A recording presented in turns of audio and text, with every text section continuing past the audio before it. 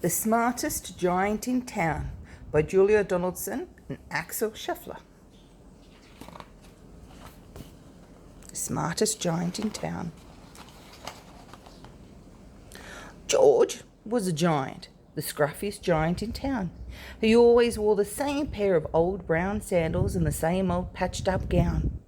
"I wish I wasn't the scruffiest giant in town," he said sadly. But one day, George noticed a new shop. It was full of smart clothes. So he bought a smart shirt, a smart pair of trousers, a smart belt, a smart stripy tie, some smart socks with diamonds up the side, and a pair of smart shiny shoes. "Now I'm the smartest giant in town," he said proudly. George left his old clothes behind in the shop. He was about to go home when he heard a sound. On the pavement stood a giraffe who was sniffing sadly. "What's the matter?" asked George. "It's my neck," said the giraffe. "It's so very long and so very cold. I wish I had a long, warm scarf." "Cheer up," said George, and he took off his stripy tie.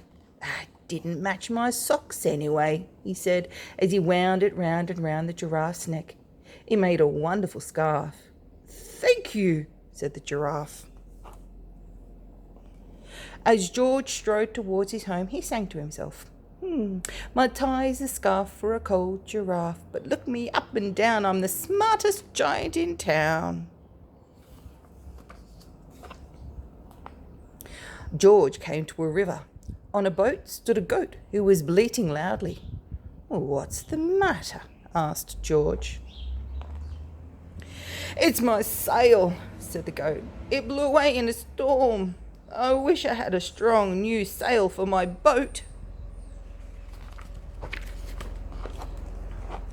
"Cheer up," said George, and he took off his new white shirt. It kept coming untucked anyway," he said, as he tied it to the mast of the goat's boat. It made a magnificent sail. "Thank you," said the goat. George strode on, singing to himself, "My tie's a scarf for a cold giraffe, my shirt's on a boat as a sail for a goat, but look me up and down, I'm the smartest giant in town." George came to a tiny ruined house. Beside the house stood a white mouse with lots of baby mice. They were all squeaking. "What's the matter?" asked George. "It's our house," squeaked the mother mouse. "It burned down and now we have nowhere to live. I wish we had a nice new house." "Cheer up," said George, and he took off one of his tiny shoes. "It was giving me blisters anyway," he said, as the mouse and her baby scrambled inside. The shoe made a perfect home for them. "Thank you," they squeaked. George had to hop along the road now, but he didn't mind. As he hopped, he sang to himself, "My tie's a scarf for a cold giraffe, my shirt's on a boat as a sail for a goat, my shoe is a house for a little white mouse, but look me up and down, I'm the smartest giant in town." George came to a campsite. Beside a tent stood a fox who was crying. "What's the matter?" asked George. "It's my sleeping bag," said the fox. "I dropped it in a puddle. I wish I had a warm, dry sleeping bag." "Cheer up," said George, and he took off one of his socks with diamonds up the side. "It was tickling my toes anyway," he said as the fox snuggled into it. It made a very fine sleeping bag. "Thank you," said the fox. George hopped on singing to himself, "My tie's a scarf for a cold giraffe, my shirt's on a boat as a sail for a goat, my shoe is a house for a little white mouse, and one of my socks is a bed for a fox, but look me up and down, I'm the smartest giant in town." George came to a big squelchy bog. Beside the bog stood a dog who was howling. "What's the matter?" asked George. "It's this bog," said the dog. "I need to get across, but I keep getting stuck in the mud. I wish there was a safe, dry path." "Cheer up," said George, and he took off his smart new belt. "It was squashing my tummy anyway," he said as he laid it down over the bog. "It made an excellent path." "Thank you," said the dog.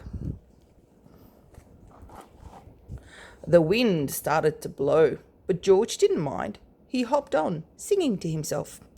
"My tie is a scarf for a cold giraffe. My shirt's on a boat as a sail for a goat. My shoe is a house for a little white mouse. One of my socks is a bed for a fox. And my belt helped a dog who was crossing a bog. But my trousers are falling down. I'm the coldest giant in town."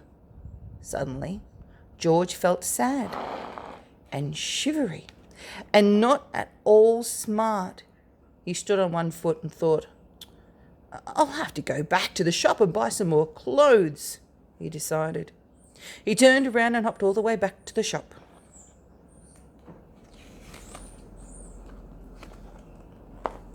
But when he got there, it was closed. "Oh, no," cried George. He sank down onto the doorstep and a tear ran down his nose. He felt as sad as all the animals that he'd met on his way home. Then, out of the corner of his eye, he saw a bag with something familiar poking out of the top. George took a closer look. "My gown!" he yelled. "My dear old gown and sandals!" George put them on. They felt wonderfully comfortable. "I'm the cosiest giant in town," he cried, and he danced back home along the road. Outside his front door stood all the animals that he'd helped. They were carrying an enormous present. "Come on, George," they said. "Open it." George untied the ribbon. Inside was a beautiful gold paper crown and a card. "Look inside the card, George," said the animals. George put the crown on his head and opened the card. "Your tie is a scarf for a cold giraffe. Your shirt's on a boat as a sail for a goat. Your shoe is a house for a little white mouse. One of your socks is a bed for a fox. Your belt helped a dog who was crossing a bog. So here is a very fine crown to go with your sandals and gown of the kindest giant in town." The end.